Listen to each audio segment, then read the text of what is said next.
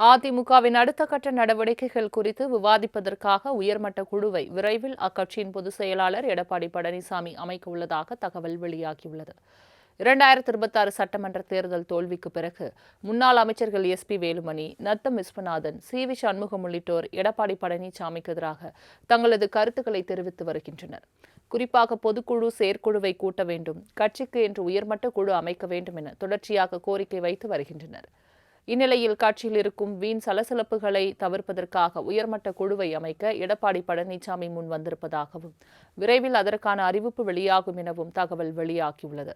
உயர்மட்ட குழுவை பொறுத்தவரை கட்சியின் அடுத்த கட்ட நடவடிக்கைகள் குறித்து அந்த குழு கூடி விவாதித்து கட்சியின் பொதுச் செயலாளர் எடப்பாடி பழனிசாமிக்கு பரிந்துரைகளை வழங்குவார்கள். அந்த பரிந்துரைகளின் அடிப்படையில் அவர் நடவடிக்கை எடுப்பார் என கூறப்படுகிறது. உயர்மட்ட குழு அமைப்பதற்கு எடப்பாடி பழனிசாமி முன் வந்ததன் காரணமாகத்தான் சட்டப்பேரவையில் அதிருப்தியில் இருந்த முன்னாள் அமைச்சர்கள் அவரது பெயரை உச்சரித்ததாக தகவல் வெளியாகியுள்ளது. அதிமுகவின் அடுத்த கட்ட நடவடிக்கைகள் குறித்து விவாதிப்பதற்காக உயர்மட்ட குழுவை விரைவில் அக்கட்சியின் பொதுச் செயலாளர் எடப்பாடி பழனிசாமி அமைக்க உள்ளதாக தகவல் வெளியாகியுள்ளது. 2026 சட்டமன்ற தேர்தல் தோல்விக்கு பிறகு முன்னாள் அமைச்சர்கள் எஸ்.பி. வேலுமணி, நத்தம் விஸ்வநாதன், சி.வி. சண்முகம் உள்ளிட்டோர் எடப்பாடி பழனிசாமிக்கு எதிராக தங்களது கருத்துக்களை தெரிவித்து வருகின்றனர். குறிப்பாக பொதுக்குழு செயற்குழுவை கூட்ட வேண்டும், கட்சிக்கு என்று உயர்மட்ட குழு அமைக்க வேண்டும் என தொடர்ச்சியாக கோரிக்கை வைத்து வருகின்றனர்.